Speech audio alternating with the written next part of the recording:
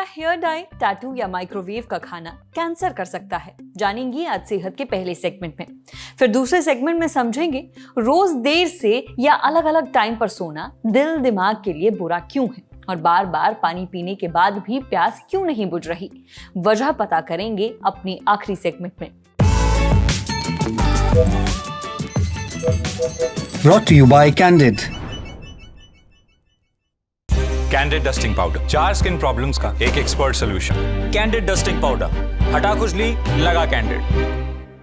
Cancer, ये नाम सुनकर ही दिमाग खराब हो जाता है। बीमारी ही ऐसी है, शरीर के साथ साथ मन पर भी बहुत बुरा असर डालती है। अब जितनी बड़ी ये बीमारी है उससे ज्यादा बातें फैलती है इस बीमारी को लेकर। जैसे बालों में डाई लगाने से कैंसर हो सकता है, माइक्रोवेव वाला खाना खाने से कैंसर हो सकता है, बायोप्सी कराने से कैंसर हो सकता है, शरीर पर टैटू बनवाने से कैंसर हो सकता है और छूने से भी फैल सकता है कैंसर। अब इनमें से कौन सी बात सच है और कौन सी झूठ, यही जानेंगे आज सेहत के इस एपिसोड में। डॉक्टर से पता करेंगे कि कैंसर से जुड़ी ये 5 बातें मिथ है या फिर फैक्ट। सुनिए।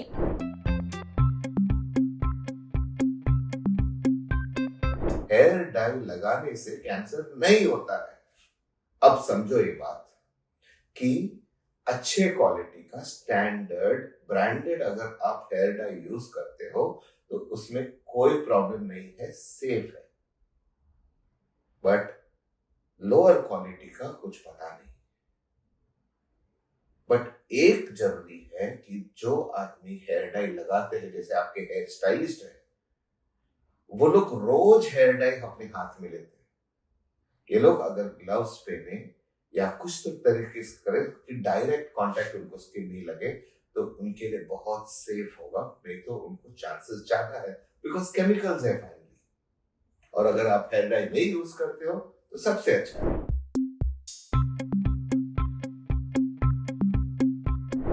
ये नहीं है, ये रॉन्ग है।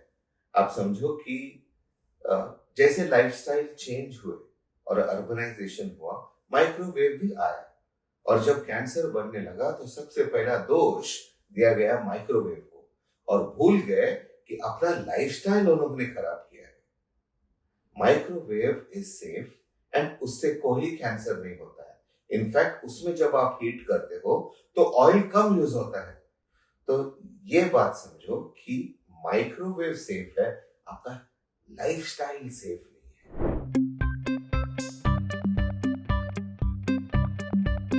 एक तीसरा मिथ्य है कि ट्यूमर का बायोप्सी करने से बीमारी फैल जाता है।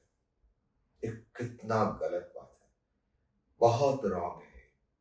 बायोप्सी करना बहुत इंपॉर्टेंट होता है क्योंकि हमको पहले तो कैंसर है कि नहीं वो प्रूव करना पड़ता है। दूसरा, बायोप्सी करने से हमको ट्यूमर बायोलॉजी के बारे में पता चलता है कि कभी कभी ब्रेस्ट कैंसर या ओवरियन कैंसर या बहुत सारे कैंसर में हम पहले कीमोथेरेपी देते हैं ताकि ट्यूमर छोटा हो जाए और बाद में ऑपरेशन करते हैं।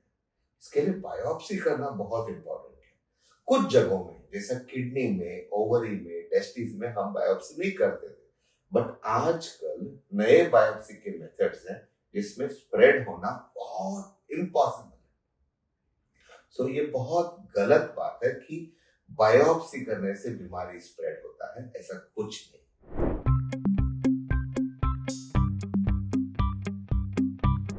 शरीर में टाटू बनाने से कैंसर होता है क्या? हाँ और नहीं। ये समझो कि एक जमाने में टाटू बहुत कम यूज करते थे और आजकल हर एक आदमी करा रहा है। मैं टाटू को प्रमोट नहीं करता, बट एक बात चेतावनी का देना चाहता हूं कि जहां भी आप अपना टाटू कराते हो अगर, तो वो अच्छा जगह होना चाहिए और वो सेफ और हाइजीनिक होना चाहिए। अगर कोई टाटू आर्टिस्ट अपने नीडल्स रीयूज करता है तो खूब हानिकारक है। नीडल से HBsAg, HCV, HIV जैसे खतरनाक बीमारी आपको हो सकता है। एक बात समझो कि HIV तो सबको पता है, HBsAg, HCV से लिवर खराब होता है और उसमें कैंसर होने के बहुत चांसेस हैं। टाटू करने से कोई प्रॉब्लम नहीं है, लेकिन जो तरीके से करते हैं और जिधर होता है उस पे ध्यान देना बहुत इंपॉर्टेंट है।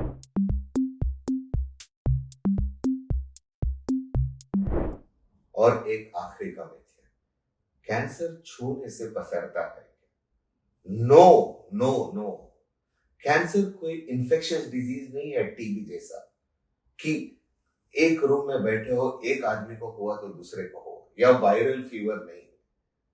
कैंसर एक नॉन कम्युनिकेबल डिजीज है, यानी मुझे अगर कैंसर हुआ है तो मेरे बाजू में बैठा है उसको नहीं होगा। मैं अगर एक प्लेट पे खाना खाए, साथ में सोए, बच्चों को हाथ में लेने, बिल्कुल सेफ है, कोई प्रॉब्लम नहीं है। एक बहुत बड़ा मिथ्या है। रिमेंबर, कैंसर पेशेंट्स को सबसे ज्यादा इंपॉर्टेंट है एम्पैथी, सिंपैथी नहीं, एम्पैथी। उनको मानसिक ताकत देना इंपॉर्टेंट है, सपोर्ट देना इंपॉर्टेंट है, एंड ये सपोर्ट फैमिली से ज्यादा और कोई नहीं दे सकता। देखिए, कैंसर गंभीर बीमारी है, इसमें कोई शक नहीं, पर इससे डरने की नहीं बल्कि इसके बारे में और पढ़ने समझने की जरूरत है ताकि आप किसी गलत बात को सच न मान बैठें। समझे? अब बारी है सेहत के अगले सेगमेंट की, तन की बात।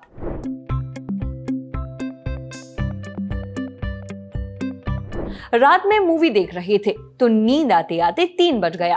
पार्टी करके लौटे थे, इसीलिए सोने में लेट हो गया।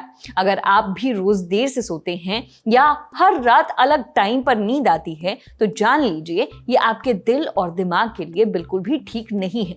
रोज देर या अलग अलग टाइम पर सोना दिल और दिमाग के लिए बुरा क्यों है, ये हमने पूछा नारायणा हॉस्पिटल गुरुग्राम में न्यूरोलॉजी डिपार्टमेंट के कंसल्टेंट डॉक्टर कृष्णा कुमार गोयल से।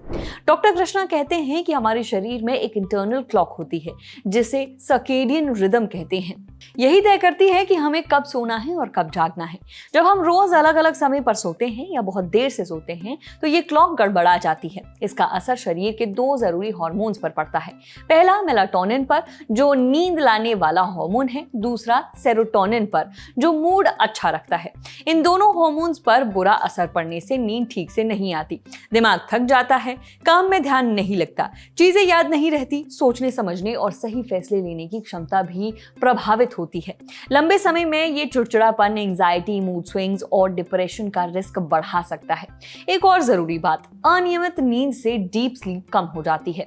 ये वही नींद होती है जिसमें दिमाग खुद को रिपेयर करता है और दिन भर की थकान दूर होती है। अब बात दिल की। देर से सोना या रोज अलग अलग टाइम पर सोना दिल के लिए भी बुरा है, क्योंकि इससे शरीर का कंट्रोल सिस्टम यानी ऑटोनॉमिक नर्वस सिस्टम असंतुलित हो जाता है। यही सिस्टम दिल की धड़कन और ब्लड प्रेशर को कंट्रोल करता है। जब नींद का पैटर्न बिगड़ता है तो इसमें स्ट्रेस वाला हिस्सा यानी सिंपैथेटिक नर्वस सिस्टम ज्यादा एक्टिव हो जाता है, वहीं आराम वाला हिस्सा यानी पैरासिम्पैथेटिक नर्वस सिस्टम कम काम करने लगता है। इससे शरीर में कॉर्टिसोल जैसे स्ट्रेस हार्मोन्स बढ़ जाते हैं और दिमाग लगातार अलर्ट मोड में रहता है। इससे दिल की धड़कन तेज हो सकती है और ब्लड प्रेशर बढ़ सकता है। लंबे समय में ये हाई बीपी, अनियमित धड़कन और दिल की दूसरी बीमारियों का रिस्क भी बढ़ा सकता है। इसके अलावा रोज अलग टाइम पर सोने से सिर दर्द और माइग्रेन की दिक्कत भी बढ़ सकती है। शरीर की इम्यूनिटी कमजोर हो सकती है जिससे इन्फेक्शन का रिस्क बढ़ जाता है। ब्रेन गट कनेक्शन पर असर पड़ने से पेट से जुड़ी दिक्कतें हो सकती है। मेटाबॉलिज्म में गड़बड़ी आने से मोटापे और डायबिटीज का खतरा बढ़ जाता है। लंबे समय में न्यूरो डीजेनरेटिव डिजीज यानी सेंट्रल नर्वस सिस्टम से जुड़ी बीमारियां भी हो सकती है। इसीलिए रोज एक तय टाइम पर सोना और जागना बहुत जरूरी है। सोने के कम से कम 1 घंटे पहले मोबाइल, लैपटॉप और टीवी से दूरी बना ले। साथ ही हल्की स्ट्रेचिंग करें, गहरी सांस लें, इससे दिमाग शांत करने में मदद मिलती है। अगर फिर भी रात में नींद नहीं आती और ऐसा लंबे वक्त तक चलता है तो किसी डॉक्टर से सलाह लेना जरूरी है। अब बढ़ते हैं सेहत के आखिरी सेगमेंट की तरफ, खुराक यानी एक झक्कास सी हेल्थ टिप। सुबह से 6-7 गिलास पानी पी चुके हैं लेकिन ये प्यास बुझ ही नहीं रही। बार बार गला सूख रहा है, मुंह सूख रहा है। अब इसके पीछे क्या वजह हो सकती है, ये हमने पूछा मेरिंगो एशिया हॉस्पिटल गुरुग्राम में इंटरनल मेडिसिन डिपार्टमेंट के senior consultant doctor Pankaj Khatana से। डॉक्टर पंकज कहते हैं कि जब शरीर में पानी के साथ साथ जरूरी इलेक्ट्रोलाइट्स जैसे सोडियम और पोटेशियम की कमी होती है तो सिर्फ सादा पानी पीने से प्यास नहीं बुझती। ऐसे में ORS, नींबू पानी या नारियल पानी पीना अच्छा है। इसके अलावा अगर गर्मी बहुत है, आपको खूब पसीना आ रहा है, आपने ज़्यादा नमकीन या मसालेदार खाना खाया है, तब शरीर को एक्स्ट्रा पानी की ज़रूरत पड़ती है, जिससे बार बार प्यास लग सकती है। कभी कभार कुछ दवाइयों की वजह से मुंह सूखने या ज़्यादा चाय कॉफ़ी पीने से भी बार बार प्यास लगने लगती है। कुछ मेडिकल कंडीशंस के चलते भी ज़्यादा प्यास लग सकती है, जैसे डायबिटीज़ में, क्योंकि इसमें मरीज का ब्लड शुगर लेवल बढ़ जाता है, यानी खून में शुगर की मात्रा बढ़ जाती है। तब इसे बैलेंस करने के लिए किडनी एक्स्ट्रा शुगर पेशाब के जरिए बाहर निकालती है। इससे डायबिटीज के मरीज को बार बार पेशाब के लिए जाना पड़ता है। अब जब बार बार पेशाब होती है तो शरीर में पानी की कमी होने लगती है, जिससे डायबिटीज के मरीजों को ज्यादा प्यास लगती है। इसके अलावा हाइपरथायरॉयडिज्म और क्रॉनिक किडनी डिजीज के मरीजों को भी खूब प्यास लगती है। देखिए, हाइपरथायरॉयडिज्म में शरीर का मेटाबॉलिज्म तेज हो जाता है, इससे खूब पसीना आता है और शरीर से पानी जल्दी बाहर निकल जाता है। ऐसे में शरीर को बार बार पानी की जरूरत पड़ती है। वहीं क्रॉनिक किडनी डिजीज में किडनी पानी और नमक का संतुलन ठीक से नहीं रख पाती, जिससे मुंह सूखता है और बार बार प्यास लगती है। अपनी प्यास कम करने के लिए आप थोड़ी थोड़ी मात्रा में बार बार पानी पिएं। अगर पसीना ज्यादा आ रहा है तो ORS या नारियल पानी पीते रहें। खाने में नमक मसाला कम रखें, लेकिन खीरा और तरबूज जैसी चीजें जिनमें पानी ज्यादा होता है उन्हें खूब खाएं। हालांकि अगर बार बार प्यास के साथ पेशाब भी बढ़ रही हो, अचानक वजन कम हो रहा हो, बहुत कमजोरी लगे या धुंधला दिख रहा हो और ऐसा कई दिनों तक हो, तब डॉक्टर को जरूर दिखा लें। आज सेहत में इतना ही। अच्छा, अगर आप डॉक्टर हैं या फिर आपका डॉक्टर से कोई सवाल है तो स्क्रीन पर दिख रही ईमेल ID पर दाग दीजिए। सूचना समाप्त। शुक्रिया।